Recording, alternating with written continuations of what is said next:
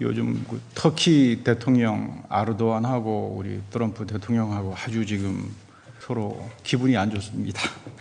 미국이 경제 제재를 해서 터키가 지금 위기에 지금 있다고 하는데 사실은 아무것도 아닌 일로 시작된 겁니다. 그 미국의 이제 그 신문을 읽어보니까 왜 저렇게, 원래 여러분 터키는 굉장히 친서방 국가고요. 이슬람 국가에서는 가장 빨리 세속화, 이슬람이 여러분 신정 정치를 하잖아요. 아주. 근데 그거 다 없애버리고 프랑스 혁명 그리고 나폴레옹 법전 그거를 가져다가 최초로 이슬람 국가에서는 이 근대화와 민주주의 시스템으로 가는. 그래서 서방 세계하고 굉장히 가까운 그런 이제 나라인데 왜 이런 일이 벌어졌을까 했더니 참 웃지 못한, 뭐 여러 가지 이유도 있겠지만 웃지 못하는 일이 벌어진 겁니다. 두 분이서 만났을 때 23살 먹은 운동권 출신이 있어요. 터키의 이슬람 아주 과격 그 그룹에 23살 먹은 여성인데 팔레스타인에 가서 그 테러리스트들하고 이제 연계하다가 감옥에 갇혔답니다. 그래서 이제 아르도안 대통령이, 트럼프 대통령이 그 여성을 풀어주면 우리 지난번 쿠데타 할 때 미국 어느 복음주의 목사 이제 내가 풀어주겠다. 그렇게 해서 트럼프 대통령이 네타냐후 이스라엘 총리 잘 설득해서 그 23살 먹은 운동권 여성을 풀어줬는데, 그러면 이제 아르도안 대통령도 풀어줘야 될 거 아닙니까? 이제 풀어줬는데 가택연금을 했어요. 그러니까 트럼프 대통령의 성격이 급하고 좀 매서운 사람이잖아요. 감히 나를 속여 그래가지고 막 이제 해서 이제 경제 제재를 했는데, 재미있는 것은 우리 아르도안 대통령이 아니 감옥에서 풀어줬지 않느냐, 그럼 된 거지. 아니 감옥에서 풀어준 거하고 가택연금은 또 다른 이야기가 아니냐, 뭐 이래서 지금 서로 지금 기분이 상하다가 보니까 지도자 잘못 만나면 백성들만 죽어납니다. 근데 왜 이런 일이 벌어질까? 소통이 안 됩니다.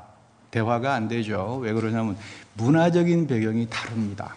여러분 아시겠지만 터키는 대단한 전통을 가지고 있던 나라예요. 그게 오토만 터키라 그래서 한 600년 동안 1922년 1차 세계대전 끝나고 망하고 난 다음에 터키가 이제 이어갔지만 한 600년 동안은 세계를 제패했던 강국입니다. 오토만 대제가.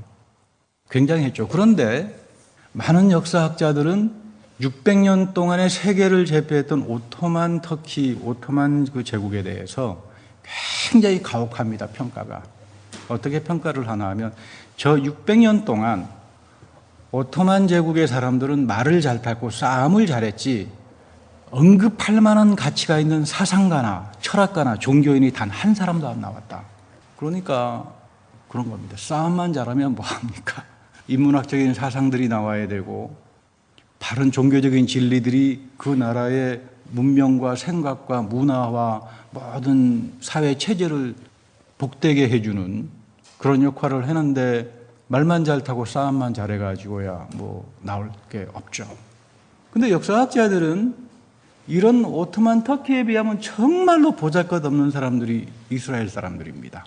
뭐 저는 이스라엘 사람들을 무슨 뭐 환호하거나 그렇게 하고 싶어 하면 전혀 없어요. 근데 이 사람들은 뭐 한 1970년도에 나라 뺏기고 난 다음에 1948년도 회복할 때까지 이거 뭐 살해당하고 인종차별당하고 온갖 멸시는 다 받고 살았는데 이 사람들은 지금도 살아서 세계의 사상, 역사, 철학, 종교 다 지배합니다. 그럼 왜 그럴까? 어떤 분은 뭐 좀 DNA가 좀 다르지 않느냐.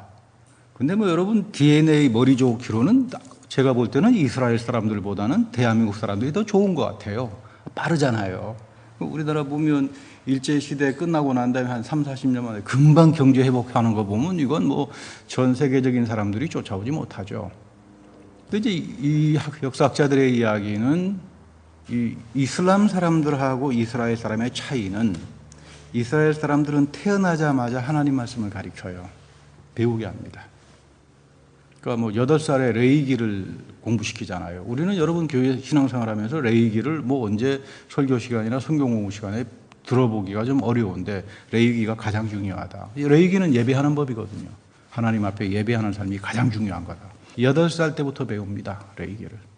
말씀을 사랑하고 말씀 안에서 살아가고 그 말씀으로부터 배우고 그 말씀대로 삽니다.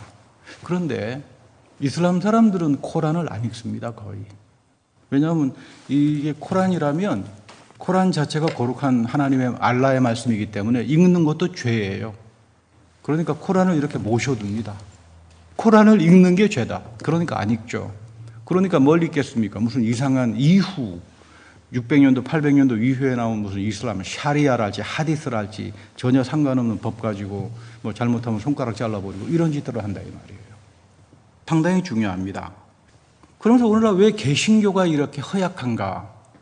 단적으로 하나님 말씀을 떠나버렸다 교회가.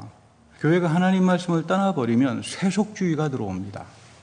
교회는 말씀의 사건이 일어나는 것이고 영적 사건이 일어나는 것이고 예수 그리스도의 부활의 영과 성령과 말씀의 가치를 통해서 우리 모두가 다스려지는 현장인데 말씀에 대한 진지함, 말씀을 순종하고 말씀대로 살아보려고 하는 그 경건함 이런 것들이 상실되기 시작하면 세속주의화가 됩니다.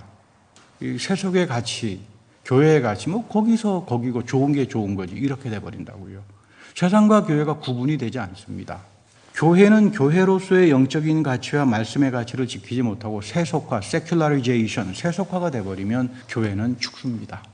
그것이 어떤 교회든지 간에 영적 사건으로서 성령과 말씀이 성도들의 마음속에 불붙들이 살아있는가, 그래서 이 사람들이 이 말씀을 순종하고 살아가려고 하는 이 경건함이 있는가, 이 간절함이 있는가, 이것이 여러분 교회지, 그런 사람들을 통해서 하나님께서 역사를 이끌어가지 세속주의화가 되기 시작하고 잘못된 세상의 가치가 들어와서 교회를 지배해버리면 교회는 먹히고 마는 겁니다. 오늘 예수님께서도 그러시잖아요. 내 집은 기도하는 집이다. 내 심령이 말씀 안에서 새로워지지 않고 잘못된 세속의 가치로 채워지기 시작하면 나는 기도하는 사람이 아니라 내 마음은 뭐가 되겠습니까? 강도의 소굴이 되고 맙니다. 그래서 예루살렘 성전도 그 찬란하고 엄청난 그 예루살렘 성전도 그냥 무너지는 겁니다. 무너지지 말아야 돼요. 우리가 무너지지 않으려면 내 마음속에 항상 말씀과 성령이 지배하는 나는 하나님 앞에서 기도하는 사람이다. 내 깊은 속에 이것을 간직하고 살아갈 수 있어야 됩니다. 제가 여러 차례 말씀드리지만 하나님의 평화라고 하는 것은 나를 다스려주는 거다. 하나님이 나를 어떻게 다스리겠습니까? 말씀으로 다스리겠죠. 말씀의 가치와 성령의 은혜와 기도할 때 하나님께서 나를 다스려주는 게 평화로운 삶을 살 수가 있는 겁니다. 우리는 흔히 평화 그러면 대화를 통해서 평화를 하자 그러는데 여러분 절대로 평화는 대화를 통해서 만들어지지 않습니다. 한국 역사를 보면은 흔히 이제 많은 그 이상한 그 인종민족주의, 혈통민족주의를 주장하는 이런 민족주의자들은 뭐 강점기다, 일제가 강점기였다, 깜깜한 세상이었다, 뭐 이렇게들 이야기하지만 전혀 그렇지 않습니다. 1919년 3.1절 이후에 일본이 문화정책을 씁니다. 이 컬처럴 팔러스라고 그래가지고요. 문화정책을 1919년 이후부터 1939년까지 든데 그 20년 사이에 대한민국 최고의 지성들과 천재들이 배출된 시기입니다. 근데 안타깝게도 이분들에 대한 이 20년의 그 꽃피웠던 문화적인 근대, 이거에 대한 연구가 거의 없습니다. 왜냐하면 다 상해나 해외에 나가가지고 항일 독립운동했던 사람들의 역사를 쓰지 그 식민지 안에서 꽃을 피웠던 그 엄청난 사람들의 지성의 역할은 거의 언급들을 안 하기 때문에 사실 우리는 일제시대 때의 역사를 잘 모릅니다. 전혀 알 수가 없잖아요. 1925년도에 서울에 공산당이 만들어집니다.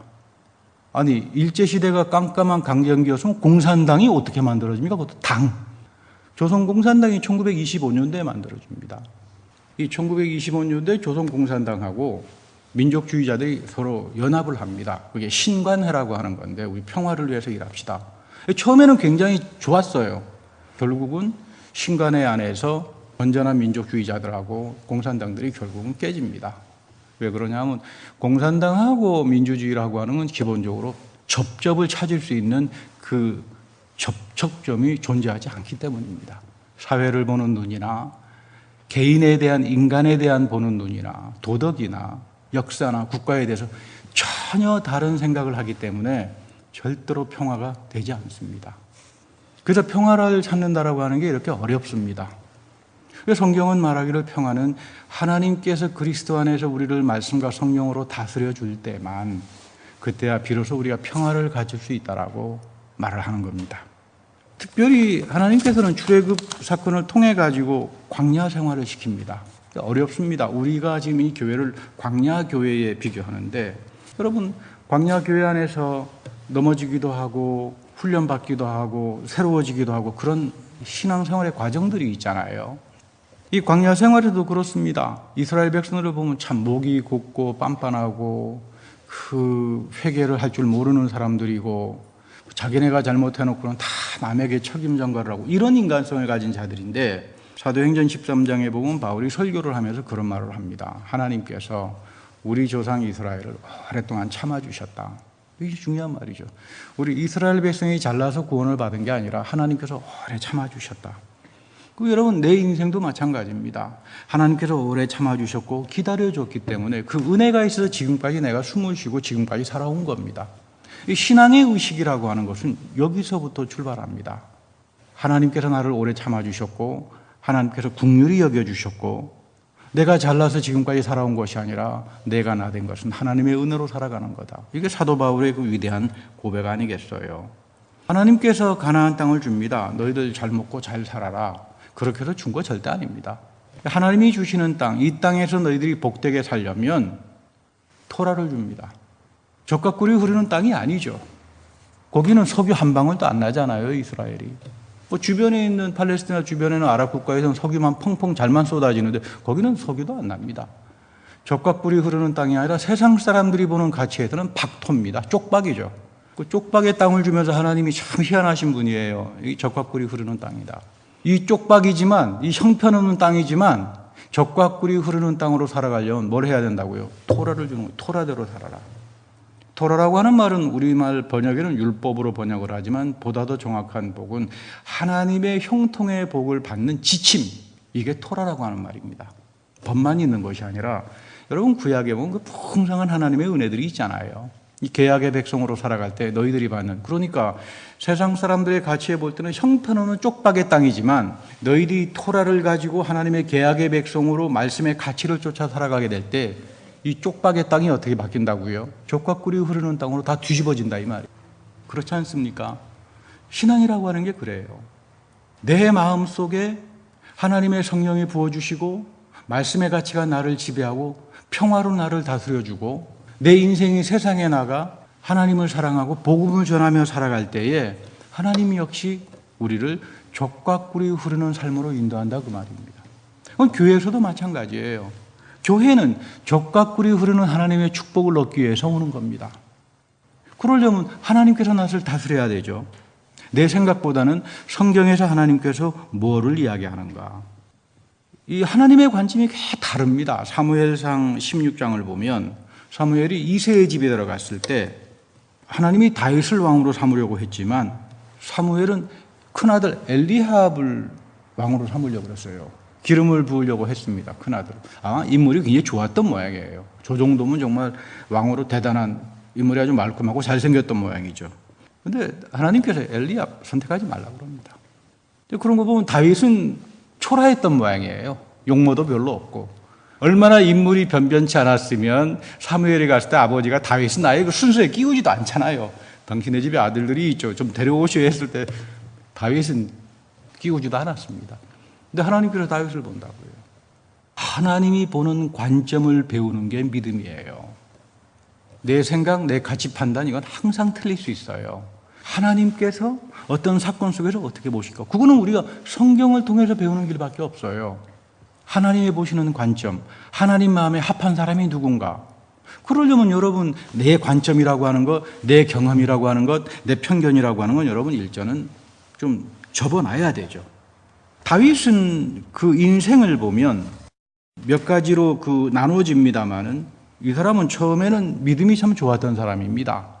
그리고 두 번째는 범죄를 했습니다. 그리고 세 번째는 참회하면서 하나님 앞에서 적어집니다. 그러니까 우리가 겸손이라고 하는 말은 성경에서 하나님 앞에서 작아진 사람을 가리켜서 겸손이라고 말합니다. 우리가 흔히 생각하는 겸손은 뭐 도덕적으로 막 온유하게 보이고 자기 주장을 하지 않고, 여러분 이걸 겸손이라고 세상에서는 말하지만 성경에서는 너희들 겸손하라 그 말은 뭐냐면 하나님 앞에서 스스로 낮추어라 그 말이에요. 뭐 속된 말로 그런 말 있잖아요. 공자 앞에서 문자 쓰지 마라. 하나님 앞에 와서 문자 쓰지 마라. 그냥 낮춰져서. 우리 이스라엘 백성들 보면 이 버클리에도 이제 유대인 그 연구소가 있습니다만 참 내가 이 사람들 좀 놀라운 게 뭐냐면 어릴 때부터 성경을 배워서 그런지 성경을 읽다가 보면은 참 이해 안 되는 부분들 많잖아요. 그럼 우리는 뭐 금방 뭐 이거 비평을 해야 되고 뭘 해야 되고 배경을 따지고 하는데 이 사람들 그런 말 안 합니다. 그래서 저보고 참 이 기독교 신학자들은 이상하대요. 모르면 그냥 알 때까지 내버리고 가만히 있으면 되지. 내가 저급하니까, 내가 아직 수준이 못 되니까, 내가 지금 살아있는 하나님의 음성을 들을 만한 능력이 안 되니까 뭐 기다려고 하면 되는 거지. 뭐 그거를 뭐 배경이 어떻고 뭐가 어떻고 자꾸 설명하려고 그러고, 그 이방인들은 어쩔 수 없다고 말이죠. 저는 이방인이 아닌 줄 알았는데 알고 보니까 이방인이더라고요.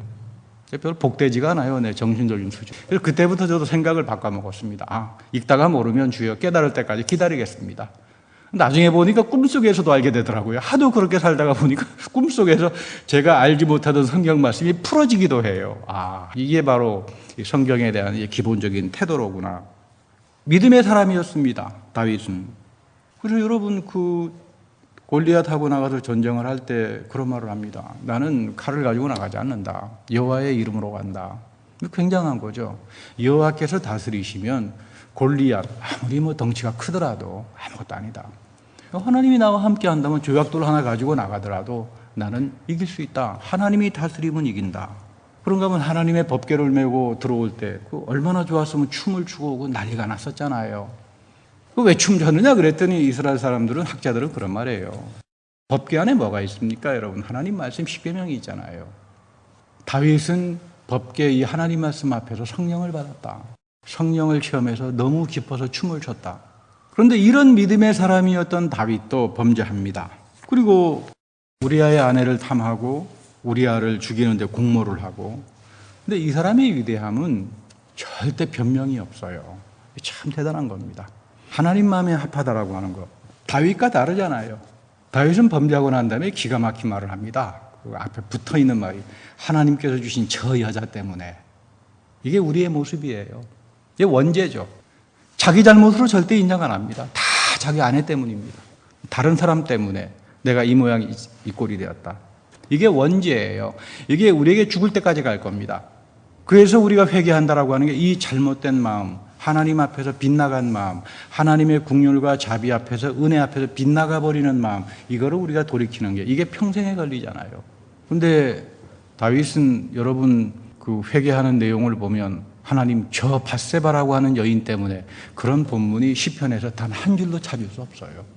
저 여자도 나 때문에 범죄를 한 거다, 이겁니다. 여러분 왜 다윗 유다 지파에서 그리스도가 나오는 줄 아십니까? 이게 겸손이죠.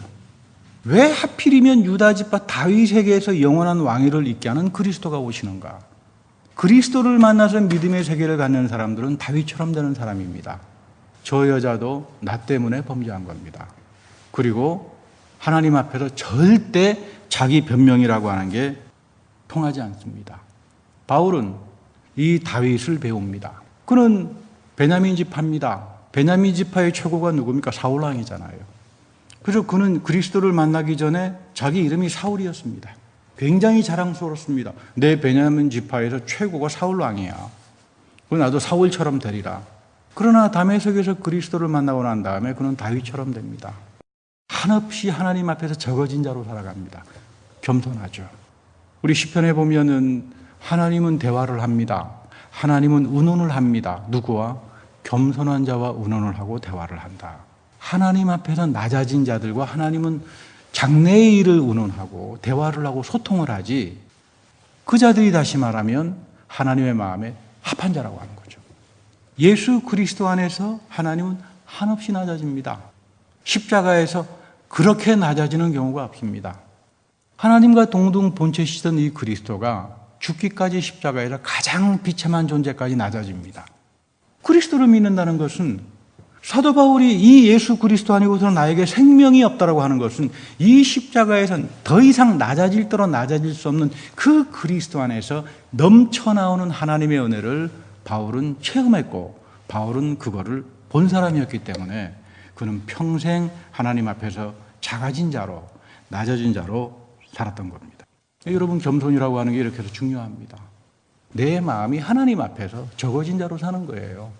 난 하나님의 은혜 없이는, 하나님이 베풀어 주시는 용서의 은혜 없이는, 하나님이 나의 삶을 거룩하다고 여겨주시는 경건의 은혜가 없이는, 그리고 하나님이 세상에 나가서 나를 영적인 대사장으로 이기는 사람으로 살아가는 그 소명의 은혜가 없이는 나는 하나님 앞에서 은혜를 갖지 못합니다.